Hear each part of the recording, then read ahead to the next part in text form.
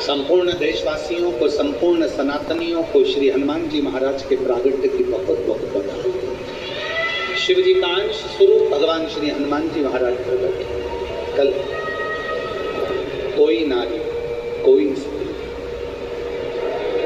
श्वेत अक्षत, श्वेत पुष्प चैत्र पूर्णिमा के दिन शिव को समर्पित करती है, उसके गर्भ से संतान जरूर होती है। तो बिना संतान के रहने से उसको संतान की प्राप्ति जरूर है। और साधुता है पूरे आरण्य वासियों को कि वो चैत्र की पूर्णिमा, यदि आप लोग नेट पर सर्च करेंगे, गूगल पर सर्च करेंगे तो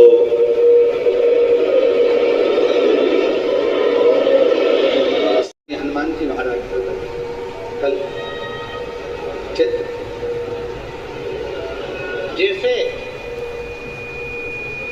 बैसाख और ज्येष्ठ 2 महीने ऐसे होते हैं जिन 2 महीने के किसी भी 2 प्रदोष पर यदि अनार का पुष्प शंकर भगवान को समर्पित करा जाता है,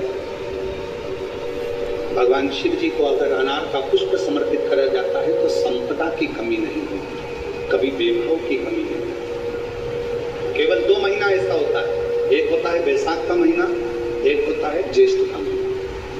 ये 2 महीने में कभी भी कोई सी भी 2 प्रदोष, किसी भी 2 प्रदोष को ले लो और उसमें अनार का फूल, जो अनार का फल लगता है उसमें फूल भी लगता है, अनार का यदि पुष्प, एक ही पुष्प यदि शंकर के शिवलिंग को समर्पित करा जाए तो कभी, हम तो यहाँ तक कहेंगे कि कोई बहुत छोटे से छोटा व्यक्ति है, भले हाथ गाड़ी चला रहा है, ठेला गाड़ी चला रहा है, रिक्शा चला रहा है, उसके पास धन नहीं है, बहुत कमजोर है, पैसा नहीं है, बहुत तकलीफ में है, बहुत दुखी है, तो हम तो उससे कहेंगे कि या तो बैसाख के महीने में या ज्येष्ठ के महीने में कोई भी 2 प्रदोष को अनार का पुष्प यदि वो समर्पित कर देता है तो निश्चित है उसके घर में वैभव संपदा बढ़ना प्रारंभ हो जाती है, कार्य में उन्नति है।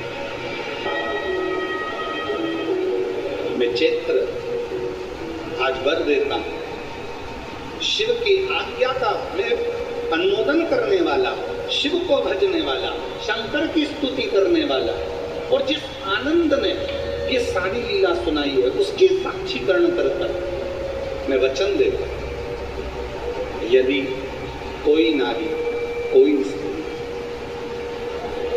श्वेत अक्षत, श्वेत पुष्प चैत्र पूर्णिमा के दिन शिव को समर्पित करती है, उसके गर्भ से संतान जरूर होती है। तो बिना संतान के रहने से उसको संतान की प्राप्ति जरूर है।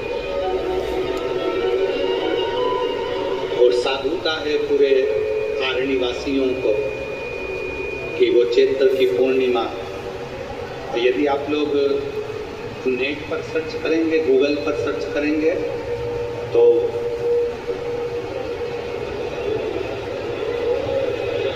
साउथ में, दक्षिण में जो चैत्र की पूर्णिमा होती है उसे शिव झूलन पूर्णिमा भी कहते हैं।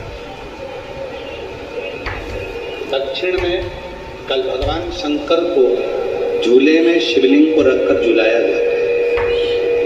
कल की जो पूर्णिमा है चैत्र की, उसको शिव झूलन पूर्णिमा भी कहते हैं दक्षिण। एक पत्र है, अच्छा है,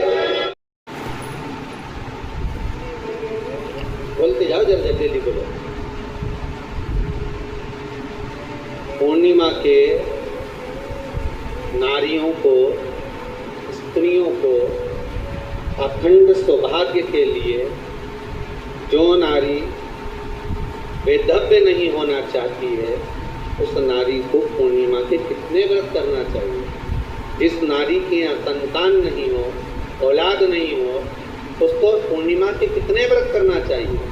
जिस नारी का पुत्र, पति बहुत बीमारी से ग्रसित हो, लग रहा हो कि ये मेरा बेटा बहुत बड़ी बीमारी में घिरा हुआ है, तो नारी कितने व्रत करना चाहिए। स्वयं भगवान कृष्ण ने माता यशोदा को द्वापर में भी बताया है कि पूर्णिमा के 32 व्रत होते हैं।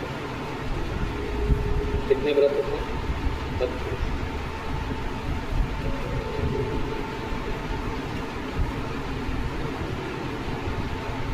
स्वयं भगवान कृष्ण यशोदा रानी को, माता यशोदा जी को बता 32।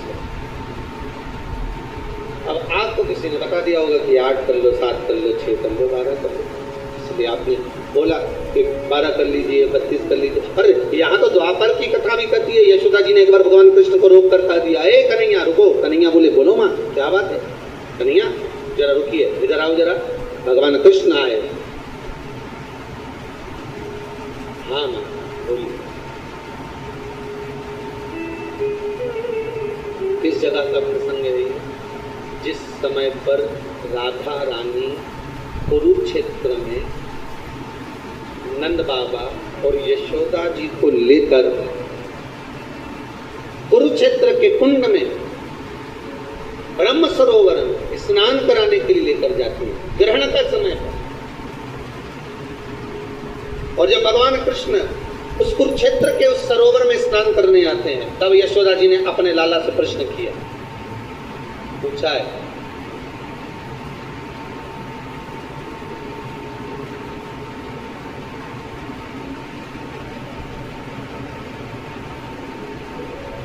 कि नारी वेधव्य होकर ना मरे,